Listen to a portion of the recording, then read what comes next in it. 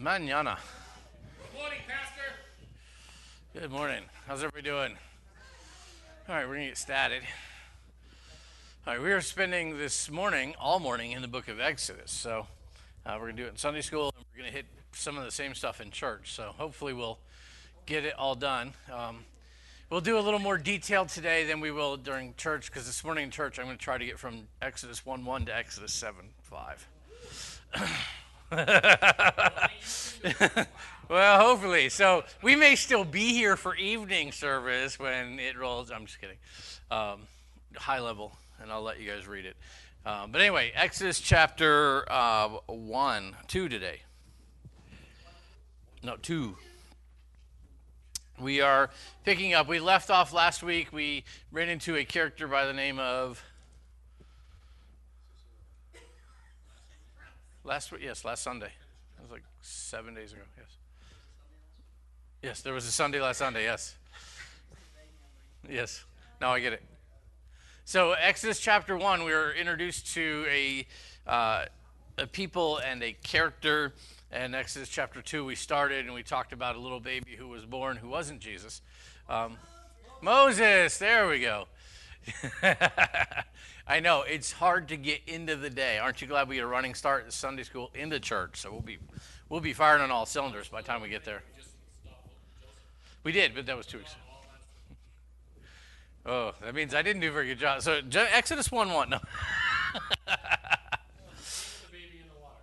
Right, there we go. Yeah, there was the whole baby in the water thing, and not the Prince of Egypt motif. She set him down in calm water with his sister Miriam there to watch, and yeah, yeah. This is old OT season 2. Oh, okay.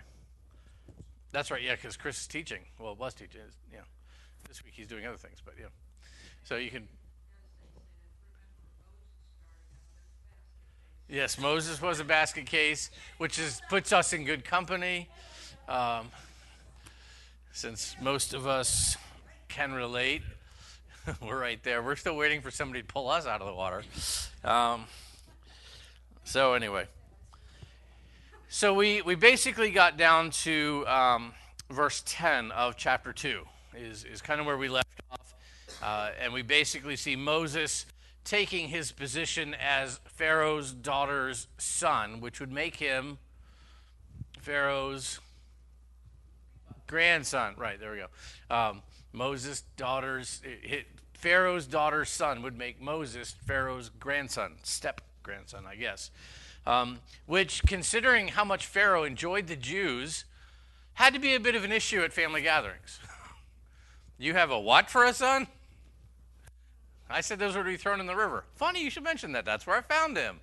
You can imagine how those family dinners played out. Now, Pharaoh likely had many children, and so Moses, is technically a prince of Egypt, and so the movie is not inaccurately named. He was technically an heir to the throne of Egypt, but the number of people who would have to die for him to become Pharaoh was significant. I mean, it was higher than a body count of a good, horror movie. So a lot of people he was way deep in line, but he was still in line. He was still royalty, would have still received all of the same education, the same training, all of the things that would be normal for growing up in the household of a king. He would have been part of it. So, education, reading, learning, leadership, fighting, tactical skills, all of these things, because while not all nobles become kings, all nobles typically lead. You can be a lesser noble and, you be sent out to command some big unit of the field, or you could, a lot of things that nobles can do. And Moses would have been trained to be able to step into one of those roles in adulthood. Would have also included all of the religions of Egypt, and there were a lot of them. And so he would have gotten all of this kind of training along the way. So we don't get a lot about Moses' life. We get at verse 10, he becomes Pharaoh's daughter's son. And in verse 11, we've skipped 40 years. So just to give you a sense, Moses' Moses lived to be 120 years old, and his life breaks very cleanly into 40-year segments. And so I'll throw this out there just as something to think about and remember. 40 years in Egypt, 40 years in the wilderness, 40 years as the leader of God's people. Boom, boom, boom. 120 years, he died. So very clean, very unusual that you'd have that kind of clean kind of breakdowns in a person's life. And yet we see these transitions, and we're going to bump through a couple of them today. Because there's not a lot of detail from his birth to him being 40 years old. That's a few years, right? Most of us are almost there or just past there. And, wow, it seemed like a blink, but not quite like that. My 40 years was longer than just the period on the page. So verse 11, Moses is about 40 years old now. Now it came to pass in those days when Moses was grown that he went out and went out to his brethren and looked at their burdens, and he saw an Egyptian beating a Hebrew, one of his brethren. So he looked this way and that way. When he saw no one, he killed the Egyptian and hid him in the sand. When they went out the second day, behold, 2 men of the Hebrews strove together. And he said to him, What did the wrong? Wherefore spitest thou thy fellow? And he said, Who made thee a prince and a judge over us? Intendest thou to kill me as thou killest the Egyptian? So you get this scenario that plays out. So here's Moses. He goes out to, check out his family, his people, clearly, though he is an Egyptian in all senses, biologically, genetically, historically, he's still Jewish. He's still a Hebrew. 40 years old, he goes out to check on his people. So where does Moses identify primarily? You look at him and you think he's an Egyptian. In fact, his wife, that's how she first recognizes him as an Egyptian. We haven't got there yet, but that's his appearance, and yet his identity, the people group that he identifies with, despite all markers, is the Hebrews. So he goes out to check on them. Now he runs into this interesting thing. You get an Egyptian taskmaster beating a Jewish slave. Okay, sounds like an everyday occurrence, right? You're a slave and you have taskmasters. This just happens. Not abnormal. You think, what society do slaves have a lot of rights? No society yet created on this earth. So, so this is, it's a mundane thing. It's an average thing. And here comes Moses, royalty, up to this guy who's beating this guy. And he looks around. He doesn't see anybody, so he up and kills the Egyptian. Why does he do that?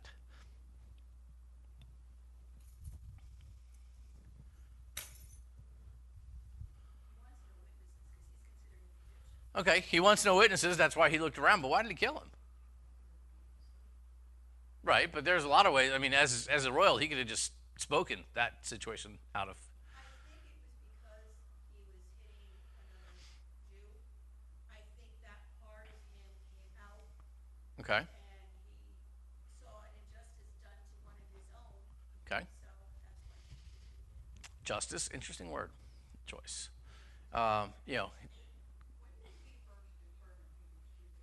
I think he always knew. It wasn't exactly a secret. His mother knew he was Jewish. His stepmother knew that he was Jewish. We're not told that there was, oh, by the way, when you were a baby, I drew, you figure how old was he before he was weaned? Even today, kids go for a while nursing. Yeah, and if you're a mom who doesn't want to let go of your kid, you'd stretch that out as long as you can, right? Ladies, help me out here. I'm just thinking. So, in all probability, there's still some residual memory that he would have had of being Hebrew. Growing up in a Hebrew home, guess what his first language was? Not Egyptian. Now, undoubtedly, he learned it, but as a 3-year-old, he's heard an awful lot of Hebrew, hasn't he? So he's bilingual, but still, there's still, so that you have those kind of residual resident memories. And then, what would be the point of his mother then trying to hide this fact? She could have, we're not told, but it doesn't seem like it was a secret. It seems like it was still a kind of a foundational part of his identity that he was Jewish, and that was just something he was aware of, if that makes sense. But we're I think also, Hebrews look different than the Egyptians. That may have. I mean, there's some physiological differences. Egypt at the time, though, was a lot like America is. It was a melting pot. In Egypt, you had some people groups that were almost white, not quite. From the different areas, you had some people groups who were quite black coming up from the southern parts of Egypt, coming up north, and so I mean, racially, there was a lot of racial differences that were going there. So yes, he would have looked different than his father or his mother in the same way that any adopted child would. But his appearance, when we get to him going to Midian in a minute, the woman who's going to become his wife says, an Egyptian helped us. So first glance, he's Egyptian. And so I don't think it was the external, but I think it was more of that identity issue that he identified with the Jews, and he, as you said, saw an injustice, sought to bring justice to his people. So there's a real identification here. You get the second day he goes out, two Hebrews are fighting together, and he tries to calm things down. He said, look, you're the one doing the wrong. Why are you beating him up? You're the offender. Stop beating him up. And he's like, what are you going to do, kill me too? And Moses had one of those Smurf moments. And, this thing is known. But what did the guy say? What did the Hebrews say to Moses? Who made you to be a prince and a judge over us? Interesting. Did Moses portray himself that way to his people as a prince and a judge of them? And I think that's what you have in day one. I think what we see here is a man with a sense of destiny, or at least somewhere in the back of his mind, the possibility that he might be the one who finally is able to free his people. It's got to be a bit of a disconnect to be living in palatial royalty, literally, and seeing the rest of your people living in slavery. That had to work on his psyche a bit to see this disconnect. And it's not outside the realm of human imagination to say maybe he thought he was the one who could change the status quo into something that was better for his people, since he did identify with them. Makes sense. If you're in a position of power, your people are in a position of abuse, you want to fix that. And, he had the leadership skills, he had the training, he had the knowledge. He didn't have much of an army, but he had the drive, looks like, or at least the sense of destiny to go and to be a prince and a judge of the people. It was an interesting question, very prophetic question, as it turns out. So we need to go on, or we'll never get done. Oh, let's see, verse, what are we at to? 15, yes.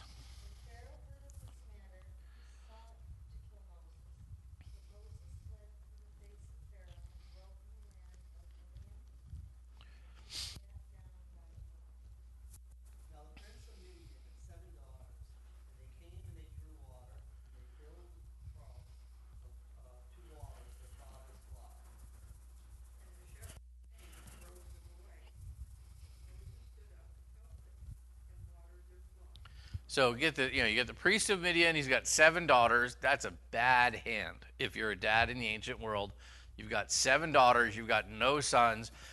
Shepherding is your way of life, and you've got daughters to do it. Nothing against women at all, but this is not an optimal situation. They go out. They're trying to water the flock, and their other shepherds are driving them out. So competition being what it is, they can't stand. They can't hold their own, and no reason. So Moses is sitting there. He sees injustice again. Moses has at least a sense of right and wrong, a sense of justice. And so he sees this injustice unfolding before his eyes, and all of that Egyptian martial arts kicks in, and he goes and kicks butt. That's literally what happens. He walks in, and he just tosses the other shepherds around, and then he pours water for the sheep, so the girls are able to water their flock. So he is able to right that particular injustice We see him being a fair hand, not just with his mouth, but with his sword or with his fist, because he may not have had one with him, but whatever. He could still physically get it done. One on several is not a problem for Moses. So we sense, and not to over dramatize, the martial aspect of his training, but it was there. And this was something that he was able to deal with, dispense justice himself. Yeah, Reuel.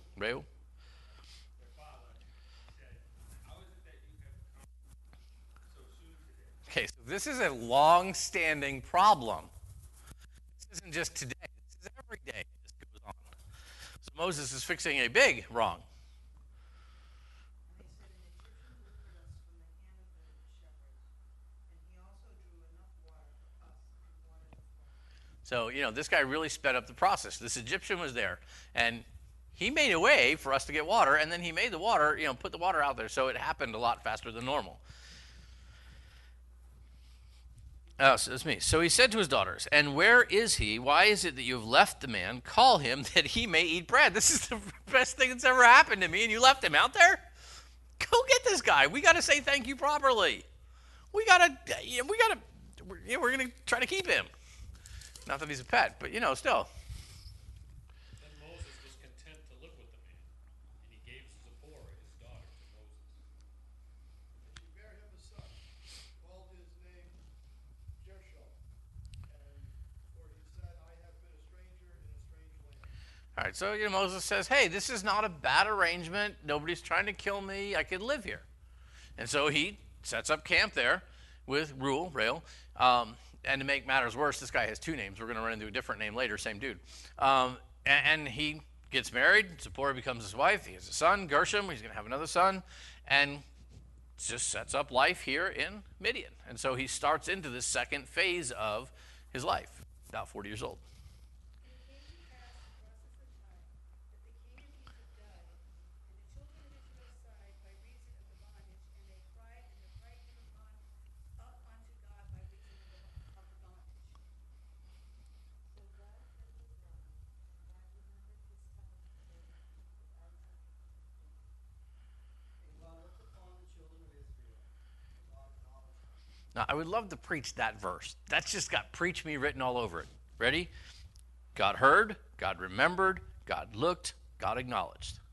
I can't, but I'm just saying, that's just got preach me written all over it. There's a great message right there. Anyway, chapter 3.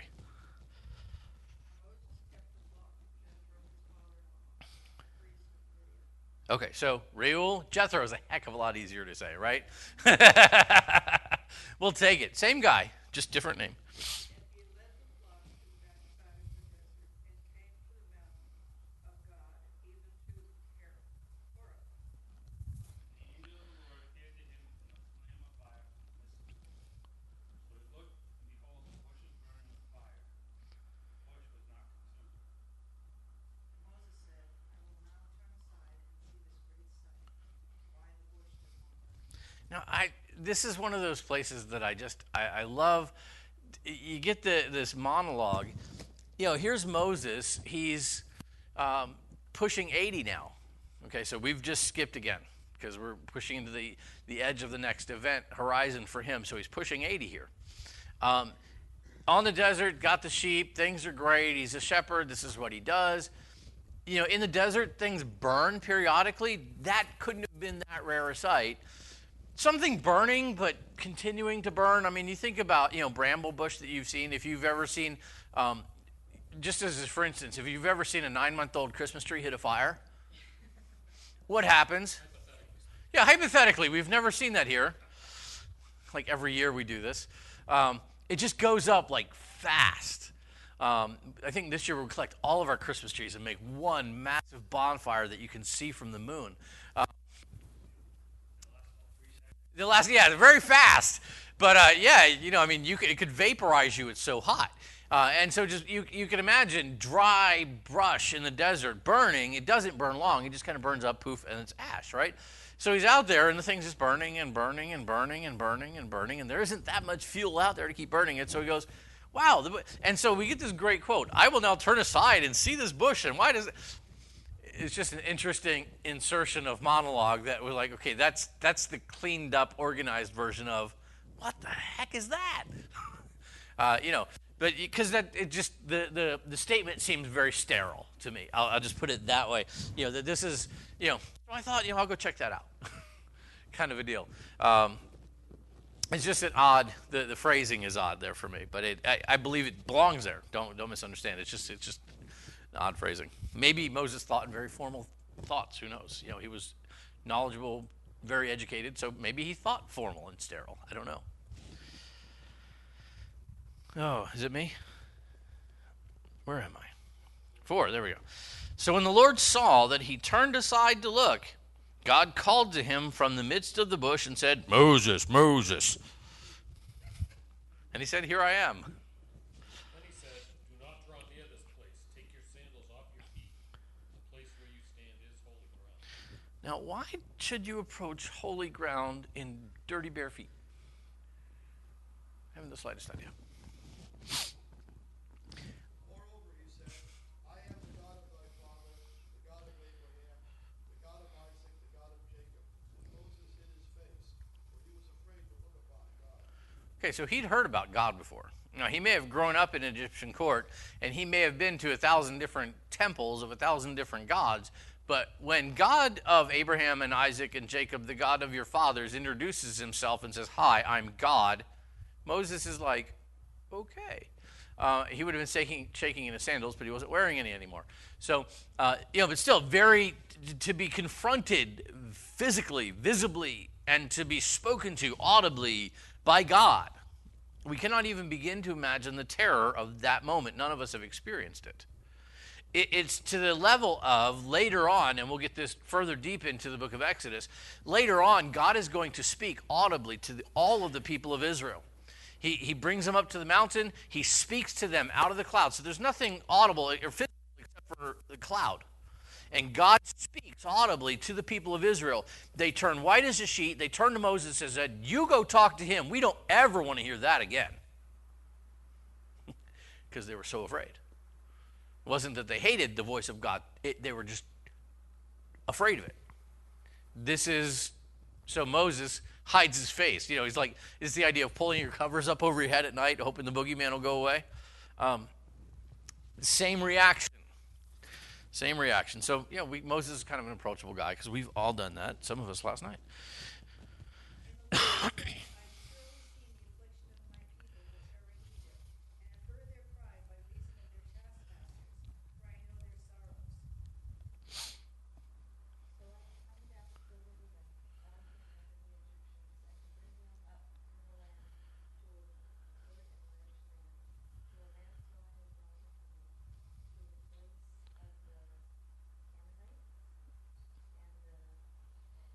Hittites,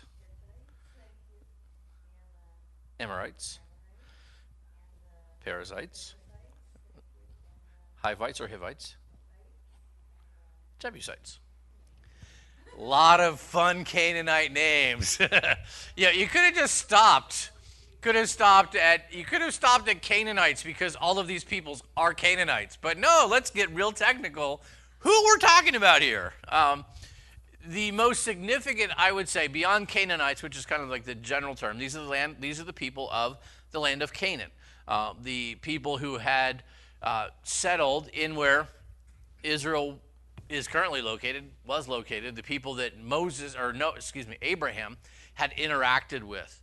All of these people groups were, historically there. They were vile people. There's just no way around that. I mean, they really were. And those who have historical lineage to the Canaanites, for reasons unknown, continue to be a vile people. I mean, there really are. There really is not a lot of redeeming quality other than they're still people, they're still image bearers of God. But they did as much as they could to erase and eradicate and change that image. Paganism run amok. Everything that you can imagine is bad for society, they celebrated and just gung-ho about. So, these are the peoples that we're going to think about here. The Jebusites are probably among the most interesting of these groups. They're one of the last living Canaanite clans of the Canaanite nations. They actually survive all the way to up till the time of David. And so this is going to move us many centuries forward. But it's finally David who is going to beat the Jebusites. The city of Jerusalem, if you think of Jerus and Jebus, etymologically related, almost the same. Jerusalem was the capital of the Jebusites, and David went in and said, I like that. I'll take that. You guys aren't supposed to be here anyway. Jerusalem became David's capital, but it had been previously the capital of the Jebusites. And so to me, that's just a kind of a historical footnote that's interesting. The Jebusites, many of these Canaanite nations are going to be wiped out, but they're going to actually survive for many centuries yet to come. That's more trivial interest than actual has anything to do with anything interest. So. Now therefore, behold, the cry of the children of Israel have come to me, and I have also seen the oppression with which the Egyptians oppressed them. Come now, therefore, I will send thee unto Pharaoh, that you may bring forth my people, the children of Israel, out of Egypt. But Moses said to God, Who am I that I should go to Pharaoh, and that I should bring the children of Israel out of Egypt? Okay, so let's stop a second. 40 years later, who am I that I should be the deliverer? Chapter 2, verse 14. Who made you a prince and a judge over us? Who is Moses? A prince and a judge. This was who he was supposed to be. This is who 40 years ago he knew it was his destiny to be, and yet 40 years of leading sheep around the scrubland on the backside of the desert with only the voice of the sheep in his ear and his wife, who they seem to have had not the optimal relationship, but 40 years had stamped out that sense of destiny.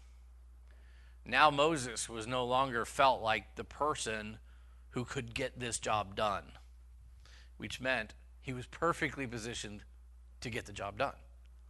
Because it wasn't Moses that was supposed to do it, it was God. And there's a real lesson in that for us in any phase of our life. When we're doing something worth doing, confidence is not a bad thing, but lack of confidence might be better. To think I am incapable to the task. I have 6 children.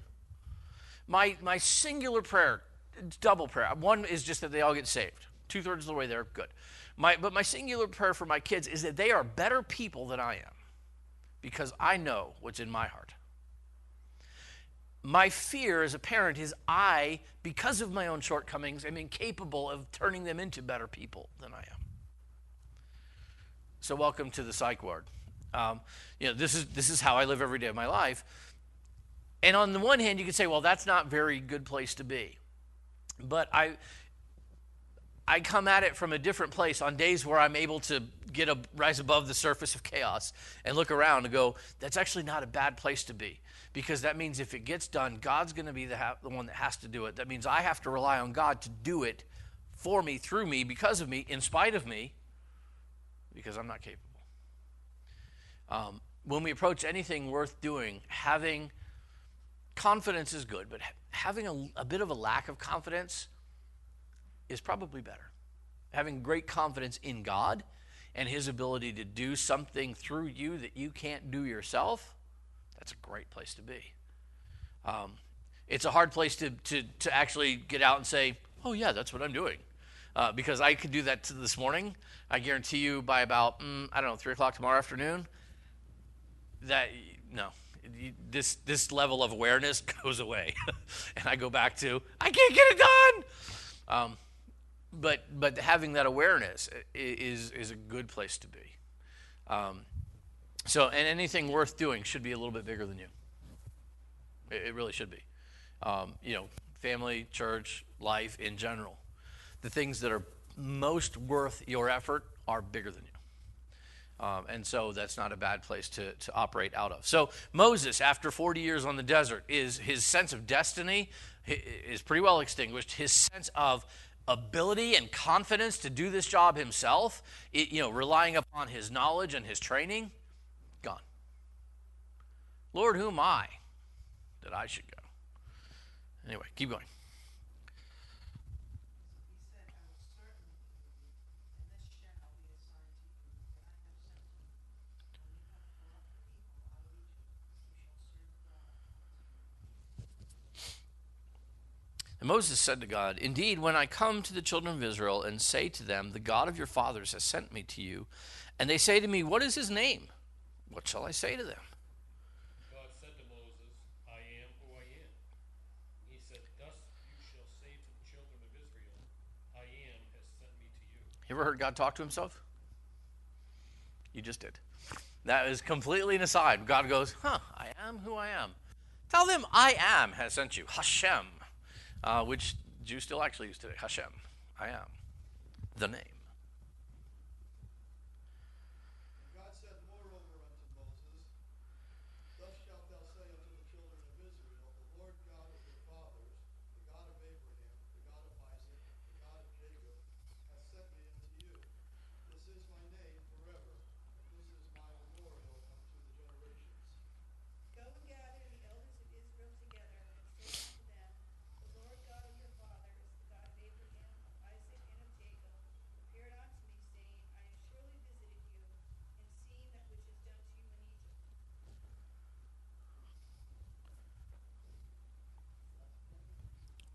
And I have said, I will bring you out of the affliction of Egypt to the land of the Canaanites and the Hittites, the Amorites, and the Perizzites, the Hivites, and the Jebusites, the land of milk and honey. And they shall hearken to thy voice. Thou and the elders of Israel. The Lord God of the Hebrews has been with us, and now let us go. It is 3 days' journey into the wilderness, that we may sacrifice to the Lord our God. But I am sure that the king of Egypt will not let you go, no, not even by a mighty hand. So I will stretch out my hand and strike Egypt with all my wonders, which I will do in his midst, and after that he will let you go. And I will give this people favor in the sight of the Egyptians, and it shall be, when you go, that you shall not go empty-handed. But every woman shall ask of her neighbor, namely, of her who dwells near her house, articles of silver, articles of gold, and clothing, and you shall put them on your sons and on your daughters, so you shall plunder the Egyptians. All right, we need to stop there. It's not quite as far as I'd hoped to get, but at least we got to the end of the chapter. So, what? Did I go too far? Oh, I got it? All right. I know my notes. Kate's saying, no, I did get to exactly where I needed to be. That doesn't happen every day. All right. Questions or comments, we'll have to handle them later because we're being invaded. So let me just have a word of prayer, and then we'll jump. Father, we love you. We thank you for incredible, fascinating stories you give us to read. Lord, that you give us to reveal yourself to us, and you allow us to see a bit of ourselves in the process as well. Father, help us to realize that Moses, though he was a great man, was still a man, and a man much like most of us, a bit unconfident. Father, help us for the tasks that you have given us to do in life, especially those noble tasks that are beyond our capability. Father, may we ever lean into you for the strength that we need to get them done. Lord, may you ever lean and work through us so that they get done. We'll thank you in Jesus' good name.